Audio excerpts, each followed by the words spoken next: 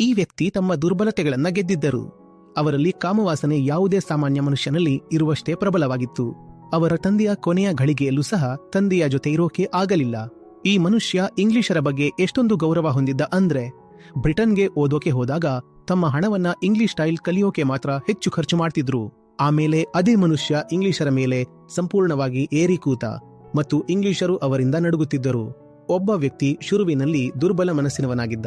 ಅವನು ಎಷ್ಟು ದೃಢ ಮನಸ್ಸಿನವನಾದ ಅಂದ್ರೆ ಅವರು ಉಪವಾಸ ಮಾಡೋಕೆ ಕೂತಾಗ ಭಾರತ ಮಾತ್ರವಲ್ಲ, ಇಡೀ ಪ್ರಪಂಚವೇ ನಡುಗ್ತಿತ್ತು. ಚರ್ಚಿಲ್ಗೆ ಬೆವರು ಸುರಿತಿತ್ತು.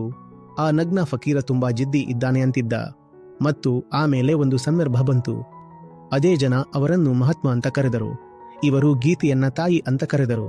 ಅವರ ಕೊನೆಯ ಮಾತುಗಳು ಕೂಡ ಹೇ ರಾಮ್ ಆಗಿತ್ತು. ಅವರು ತುಂಬಾ ಸಾಧಾರಣ ಮತ್ತು ಸಾಮಾನ್ಯ ಮನಸ್ಸಿನ ವ್ಯಕ್ತಿಯಾಗಿದ್ದರು. ಆ ಸಾಮಾನ್ಯ ಮಟ್ಟದಿಂದ ಮೇಲೆ ಎದ್ದು ಅಷ್ಟು ಗಟ್ಟಿ ಆಗಿಬಿಡೋದು ಸುಲಭವಲ್ಲ. ನನ್ನ ಪ್ರಕಾರ ಪ್ರತಿಯೊಬ್ಬರೂ ಅವರಿಂದ ಪ್ರೇರಣೆ ತೆಗೆದುಕೊಳ್ಳಬೇಕು.